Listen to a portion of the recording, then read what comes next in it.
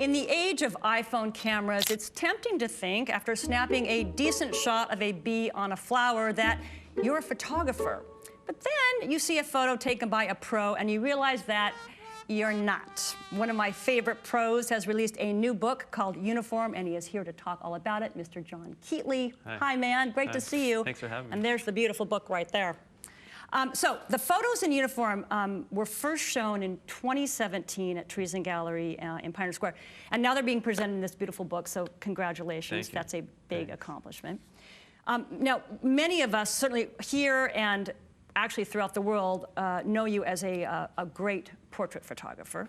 You've shot a lot of big names: Anthony Hopkins, Kevin Durant, Macklemore, renowned photographer Annie Leibovitz, among others. But the portraits in Uniform are not celebrities. No. So let's start with the concept of the book. What's the premise?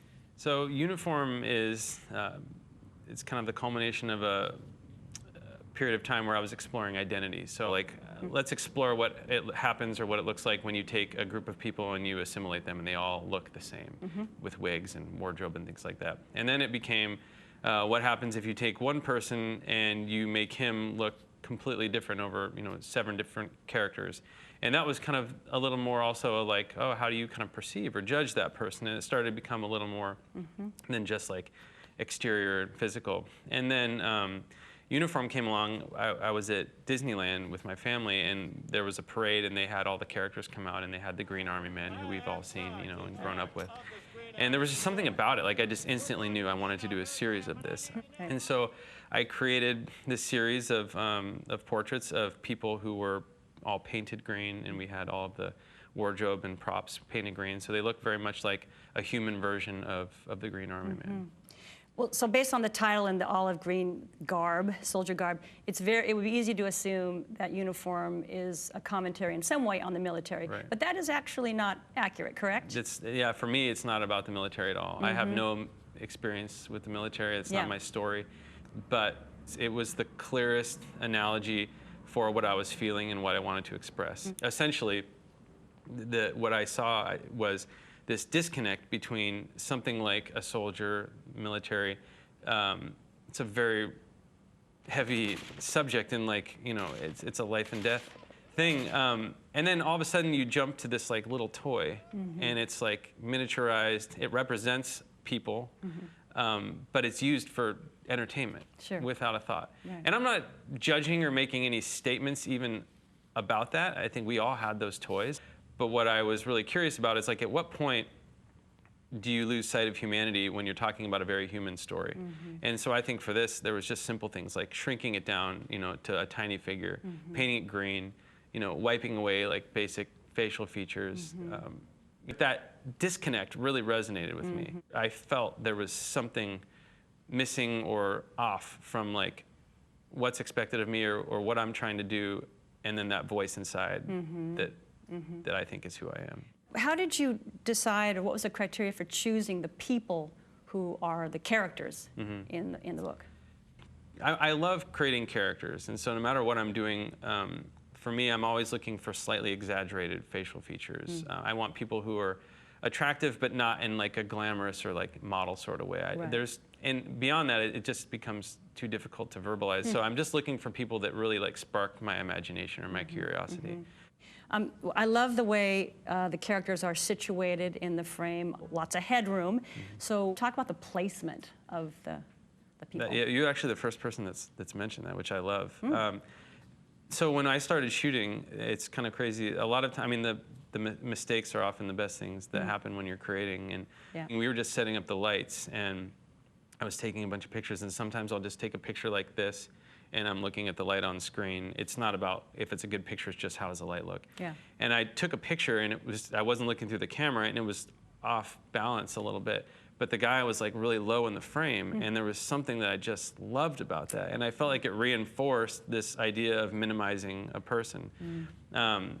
And I had to stop and think about it. I was like, okay, I'm about to shoot all this stuff. I'm kind of committing to something here. And so I knew, though, that's what I wanted to do. So I started shooting everything like that. Yeah, very different look, The green makeup, how long did it take to apply? It didn't take that long, actually. I mean, I had two incredible makeup artists, Kemi Hart and Jennifer Popachuk, did the makeup, and it took, I want to say, 20 minutes to cover them. Yeah, it didn't take that long. Oh, okay. So it was really just, face and hands, and all of the wardrobe was already pre-painted and ready to go. So we were cranking. We were moving pretty quick. It's really cool. It's very, it has such an impact. So were there times when you didn't quite know what you were doing, or you thought the concept for uniform was just not going to work? Yes. More than once. Yeah. I mean, were there times I didn't know what I was doing? All the time. One of the big things that stands out for me when I thought the concept wasn't going to work was after the first shoot, when I really started diving into them, I didn't know what I was going to do with the eyes. I was curious about that. And so we tried a lot of different approaches on the eyes, and they just looked creepy or distracting or weird or unnatural. And I really thought, like, well, we gave it a shot, like, this just isn't going to work. I think it was kind of one of those times where I was able to kind of let go, and I did walk away from it for a little bit, and I just woke up one morning, and I was just like, these are sculptures, like, it's a photograph, but, like, these need to be treated as, like, a three-dimensional object. And so I started looking at just, like, classical sculpture and busts, and it was like they all just treated the eye the same way. It was, like, really simple. So how did you do the eyes? It wasn't a contact or something like that? No, so the eyes we actually had to do in post. So we rendered the eyes based off of the talent's actual eye and their position as well. If you change the size of the retina or even the position or where it's looking or whatever, it just throws the whole thing off. It's the weirdest thing. We had to, like, map them precisely to where they were. As I mentioned, I saw these photos for the first time in 2017 at the Trees and Gallery show. So they were presented in a really, stunning large portrait format.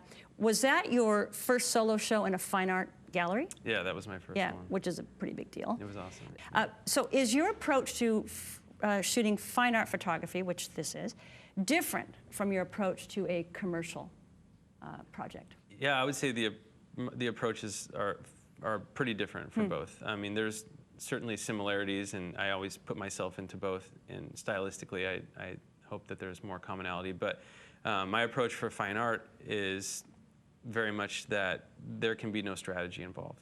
It has to just be, what is it that I want to say and what am I interested in? For uniform, several people commented that I should take pictures of, green grenades and guns and still lifes and things. And that's fine. Someone else could have done that. I could have done it, and I probably would have sold plenty of those. Sure. But that's just not at all what I'm interested in and not what I want to say. And so for me, fine art has to be a completely pure approach and process. It has to be a place where I can make mistakes and try new things and ultimately say, this is a reflection of who I am. Right. This isn't an opportunity to sell a product or work with a company. And certainly that's the other thing when you're working with a commercial client. The thing you have to remember in that situation is someone is paying a lot of money for you to achieve a specific goal for them. And so you want to do that in a way that's reflective of who you are, and you want to bring your style and your approach to that. But at the end of the day, it needs to work strategically, or it was a huge failure. So in the book, you write that this project has altered the way you see yourself. So describe the change. I mean, in many ways, I think it's allowed me to see myself differently and allowed me to embrace parts of me that I've struggled with, removing expectations or sometimes what I think other people want, even if they're not putting those expectations on me. Sure, your internal version of that, right. But learning to have grace with myself and be patient and just keep exploring and keep doing the work, Do you think that uniform has made you a better photographer? I mean, yeah, I would say for sure. I mean, I think it's made me a better artist. Well, it's a great book. Congratulations. Thank you. Uniform, it features 34 character portraits in a hardcover cloth-bound book, beautifully embossed on the front. It's also a limited edition. A total of 1,500 books are available. More information is at johnkeatley.com. Well, thank you so much. Thank you. I really appreciate it. Have fun. Nice. I like you're not in green, you're in blue with the white. Yeah, I try to stay away from the whole green thing. Thanks, John. Yeah, thank you.